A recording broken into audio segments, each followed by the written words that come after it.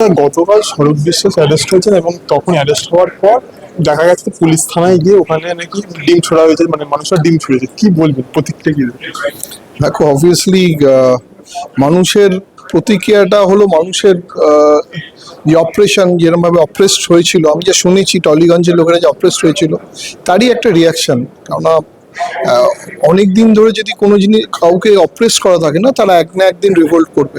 তা আমি যা শুনেছি এইটার অনেক দিনের এই অপারেশনটার একটা রিয়াকশন। এবং দেখুন, মানুষ যেরকমভাবে ব্যবহার করবে তার তো রিটার্নটা সেরকমভাবেই আসবে। স্বরূপ বিশ্বাস অ্যারেস্ট হওয়ার পর ফেসবুকে আপনি একটা লেখা পোস্ট করেন যে ছোট ভাই নেক্সট বড় ভাই, তারপরে জুইফুল র্যামোস। কি বলবেন, এই পোস্টটা কি ইঙ্গিত দিচ্ছে? অবভিয়াসলি আমি তো এফআইআর করেছি এক্স পোস্ট মিনিস্টার অরূপ বিশ্বাসের নামে, যে কোইন্সিডেন্টালি স্বরূপ বিশ্বাসের দাদা। তো অবভিয়াসলি আমি আমার এফআইআরটা করেছি। আমি আশা করি উনি উনি যদিও পালিয়ে বেড়াচ্ছেন, পালাতে পারবেন না বেশি দিন, উনি যাতে অ্যারেস্ট হন। উনি যেরকমভাবে অবিচার করেছে ফ্যান্সদের ওপর, আমার ওপর, ওনাকে তো পুলিশের অ্যারেস্ট করা উচিত এবং ইনভেস্টিগেট করা উচিত, সেটাই বলেছি। এবং অবভিয়াসলি জুই বিশ্বাসও তো, উনিও তো মাঠে ঢুকেছিলেন ইনফ্লুয়েন্স খাটিয়ে। এরা তো পার্ট অফ দ্যাট নেক্সাস, যারা ইভেন্টটা আমার স্পয়েল করে দিচ্ছ। তো তাদের সবাইকে বিচারের আন্ডারে আনা উচিত, সেটাই আমি পোস্ট করেছিলাম।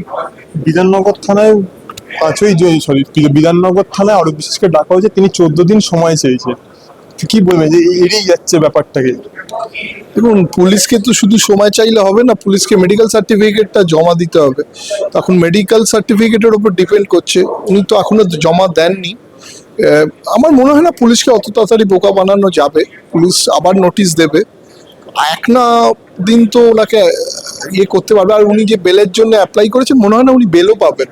It's a matter of time. ওনাকে নন বেলেবল সেকশন আছে ওনাতে, উনি পালাতে বেশি দিন পারবেন।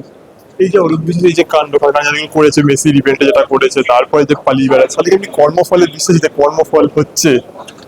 তা আমি কেন, সারা পৃথিবী জানে কর্মফলই মানুষের যে কোনো মানুষ যদি কর্ম ভুল করে, তার এই জীবনেই তাকে দিয়ে যেতে হবে। এইটা তো উনি তো দেখেছে, সবাই দেখেছে ওনার কর্মফল। উনি বুঝতে পারছেন, প্রথম তো উনি ইলেকশন হারলেন, প্লাস সেই জিনিসটা উনি ভেবেছিলেন যে উনি আজীবন জিতবেন এবং উনি যে অন্যায় করে পার পেয়ে যাবেন। হয় না, কর্মফলের তো একটা ফল আছেই।